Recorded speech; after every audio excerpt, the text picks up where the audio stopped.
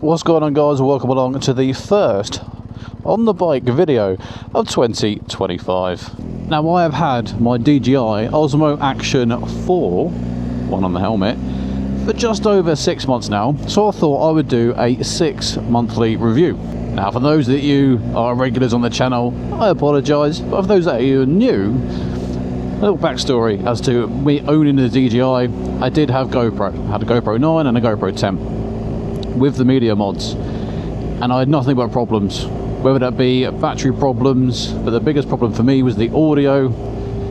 Is I had a lapel mic into the media mod. Road ahead closed. Come on, brother. I'm so close to where I want to go. We'll see whereabouts it's closed. Anyway, sorry. So yeah, lapel mic into the media mod, and sometimes once I press record, it just wouldn't record the audio at all. It would only record audio from the GoPro.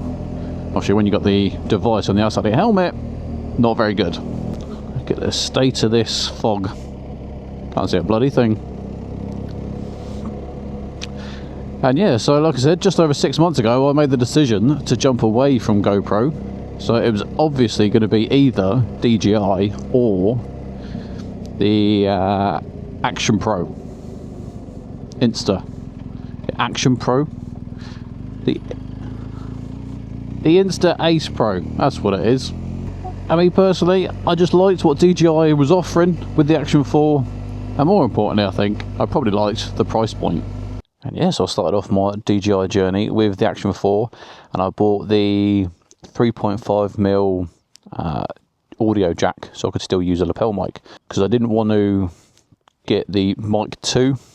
I wanted to get like the whole box thing. That's like 300 quid, and I couldn't afford that, so I thought I'd go the audio route, as in the audio route, the lapel mic route, and then kind of keep building my collection up until I was satisfied with what I had.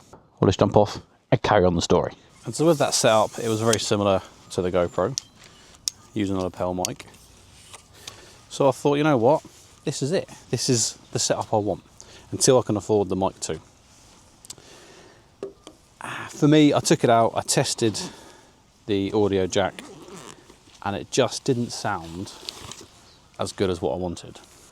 Not only that, being on the bike in kind of inclement weather, as you can tell today, foggy as hell, is that I needed something waterproof, and with that attachment on the side of the Action camera, it wasn't waterproof. What am I after?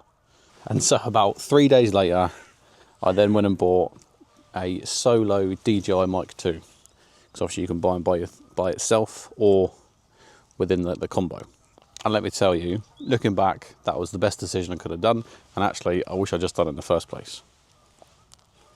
Because I spent like 35 quid on that adapter to then spend like 90 quid on the Mic 2. I could have just saved myself 30 quid. So that was then my setup. Action 4 on the helmet, with the DJI Mic 2 inside my helmet, and that's how I run it until the Action 5 Pro came out, and then I got suckered in and bought that as well. Hands down, the best decision I made was to go from GoPro to DJI for me and my personal sanity, because I used to have to like double check everything on the GoPro. I'd record a pre-clip of me talking, stop it, go on the phone, watch it, is there audio? Yes, and then press record, and then sometimes it then wouldn't have audio then after, so there was just no way of doing it. Like, it's just, GoPro was just shit to put out there. Whereas what I like, whether you got the Action 4 or the Action 5, is that once you've pressed record, you can then go onto the app, live preview what you're seeing, but also you can then see your audio moving as well. Whereas the GoPro app, as soon as you press record, that live preview just disappears, so you can't tell. Also with the DJI, you can see your audio levels from the front of the screen moving up and down, so you know you're recording. Having kit and equipment that provides you with the security and comfort in knowing that I press record, it's going to work, the audio is going to be there, when I come to look at it back, the file's going to be there. It's just, I don't know, as a content creator, there's nothing like having confidence in your kit, and that is probably one of the most important things.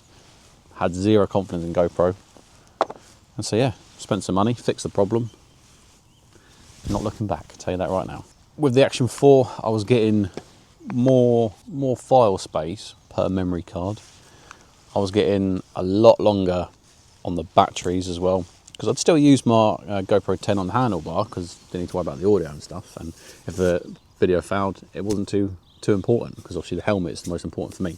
And yeah, I'd be recording Action 4 on the helmet, GoPro 10 on the handlebar, the 10 would die, I'd look at the 4 and it'd still be like 50% battery. So in all elements of the camera and the usage of it, like, you can't fault it in one bit. And the other good thing is, I ended up buying the case and the extra mic and stuff, is DJI's kit and equipment, it is top quality, and the way it all just seamlessly works between each other. So obviously I've got the 4, I've got the Action 5, I've got 2 DJI Mic 2s, I've also got the DSLR adapter, so I'm using the Mic 2 DSLR adapter onto my Sony camera. Oh, sorry, dying. And then yeah, if I wanted, I could swiftly swap over the mic to the Action 5 Pro just by pushing one button. Like, this isn't an Action 5 or a DJI Mic 2 video, this is obviously the Action 4. What I'm saying is, DJI's ecosystem is so well thought out and put together, you ain't going to go wrong by picking DJI. You've got a great selection of different accessories and different mounts. More importantly, they come through with a magnetic mount before GoPro, and they've had it for a long time, and it just works. And what I like is having different mounts with the old magnetic section left on, dotted around the bike, so I can literally just take off the camera from one position, one angle, put it on the next one, film like that for a bit, pull over, take it off there, put it back into a different position.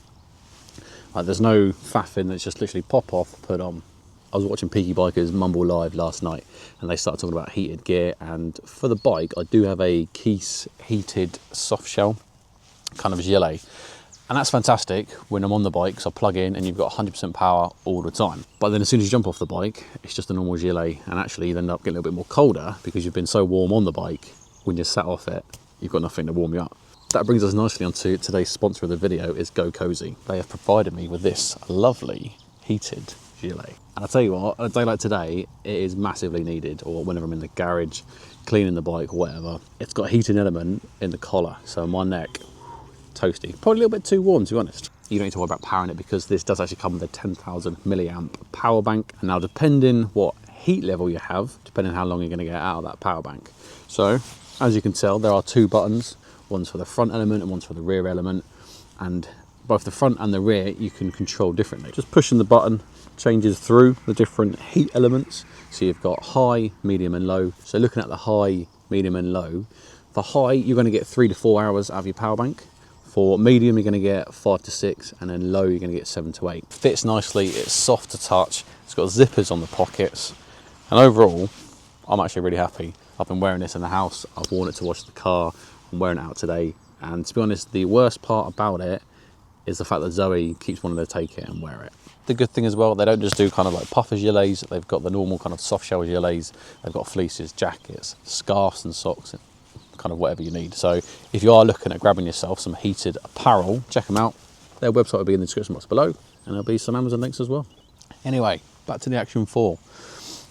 At the minute, because there's the Action 5 out, you can pick up a 4, I think, for just under £200 brand new. Now, let me tell you, that's a great price for this camera.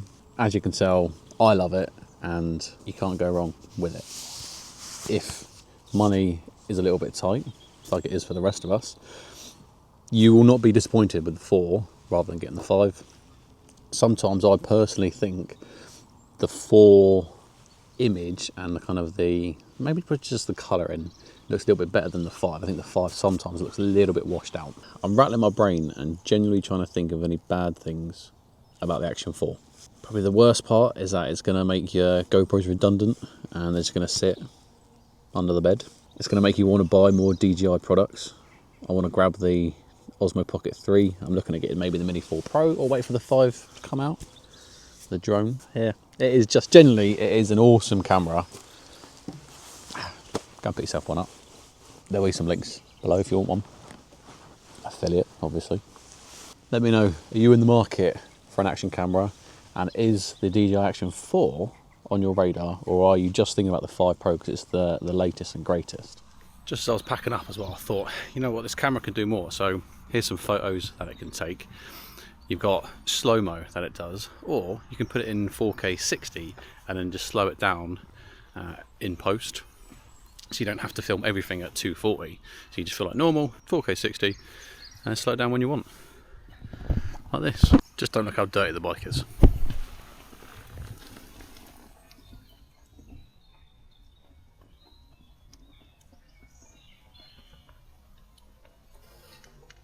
It's so flexible, potentially it's the only camera you need, and it's got decent enough audio that you don't have to have a mic if you are just kind of vlogging with it as well. Hope you've enjoyed it, found it a little bit useful, and if you have, give it a thumbs up. More importantly, subscribe to the channel. We're going to be doing plenty more kind of travel content and camping for 2025 because I want to mix up a little. Well, till then, ride safe.